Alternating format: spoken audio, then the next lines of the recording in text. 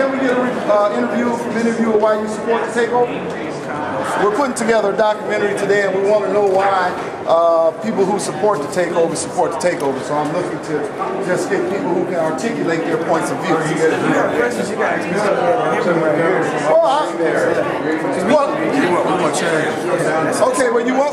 Well, that's what we want from you guys. We want to know why you support the position, to articulate what kind of change it is that you want. Or do you just want change for the sake of change? Accountability. You want accountability? You want accountability? Have you ever attended any school board meetings? Yeah. You have? Oh, what issue was it that you were fighting for with the school board? You said what? Yeah, what issue did you go for? I just attended just to be curious about how it's run when I was in. Yeah, and what did you think about it when you attended the meeting? The structure? Yeah. It was for a class. I just went there for the structure. Ah, okay. How about any of you guys? You ever attended any meetings? You ever took up any issues on education besides the takeover? No? But so this mayoral takeover, explain to me what it is that you understand about what would happen if the mayor took over the school system. Pardon me? Oh, maybe you would like to do the interview. Oh, sure. Here, this is exactly what we're looking for. Can you state your name and record and why you support the mayoral takeover? Sure. My name is Katie Venskis. I'm with the coalition that's here today, Education Reform Now Advocacy. I'm also the State Director of Democrats for Education Reform. And we are here to support SB 405 because we believe governance change is a necessary step in reforming the Milwaukee public schools. Reform and change need to happen, they need to happen quickly, and the existing governance structure has proven time and time again that it is adverse to change, that it cannot meet the needs of the students or the parents in the schools, and the time has come to move to something different.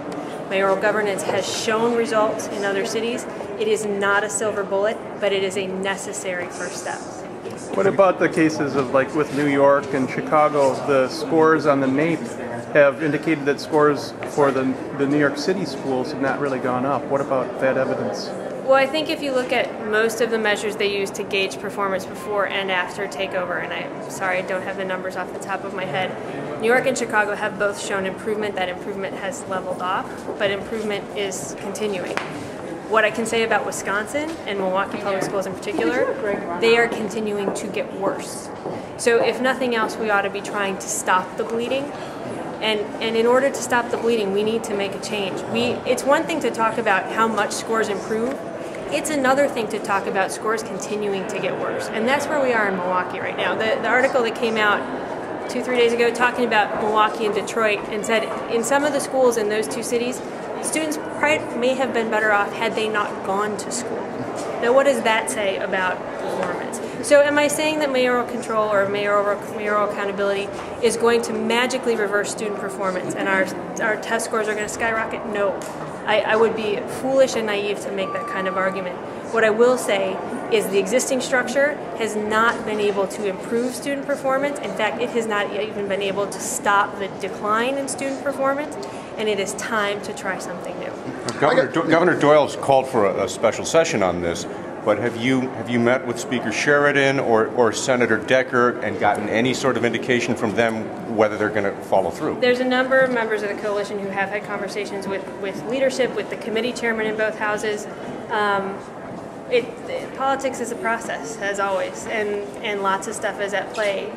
We are feeling good that in January the bills will at least get the chance to be heard, that the public will get their chance to give input, that the education committees or some sort of permutation thereof will be in Milwaukee or be here in Madison and invite the public from Milwaukee to come in and voice their opinion. Certainly, we can't afford to wait anymore.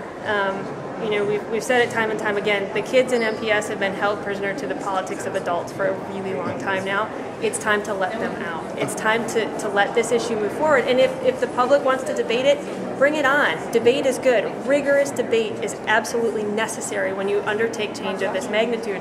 But we can't undertake anything unless we start moving these bills through the process. So we're hopeful that we'll see some movement on the bills in January. I guess a few more questions we would have. Do you have children in MPS? I do not. Have you ever been to a school board meeting? Yes. Would you cite for the record some of the things that you have done prior to the takeover to help the system get better? Okay, are you talking about? Like, in other words, to go to such a drastic move as a takeover without talking about what you have done to reform the system prior to a takeover, I'm trying to see what input have you done to help MPS do better in the past as opposed to what you're proposing for the future. So issues that you may have lobbied on, volunteering in the school system, working with administrators, I would like to hear what you've done prior to the takeover, if you would. Sure. And I can only speak for myself. If you look at the list of groups in our coalition, you'll see philanthropists, you'll see community agencies and organizations that have been long partnered with MPS to provide services. And the name of the coalition? Education Reform Now Advocacy.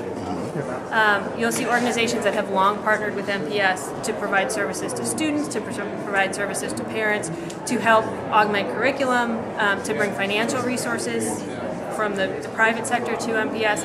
You'll see leaders of community foundations on there that have invested literally millions of dollars in MPS. Do you live in the city of Milwaukee? I do not. So once again, I guess this is part of what we get into from those of us who do come from the city of Milwaukee, who do have children there, is this influence that we have around people who don't really understand. And I think this was even a clearer point that is being made by the argument that we continue to make on this.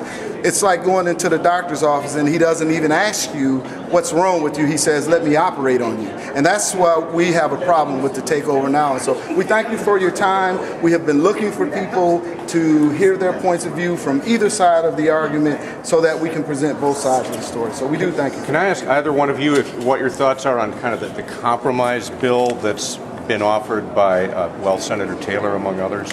I think that that MPS, I would just like to state for the record that MPS has tremendous problems.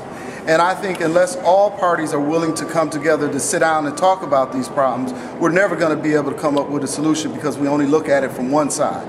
And so what we're hoping to do is a compromise, is to bring the mayor and the governor, community, and other factions together to talk about what really needs to be done from an educational standpoint, those who understand how our system works.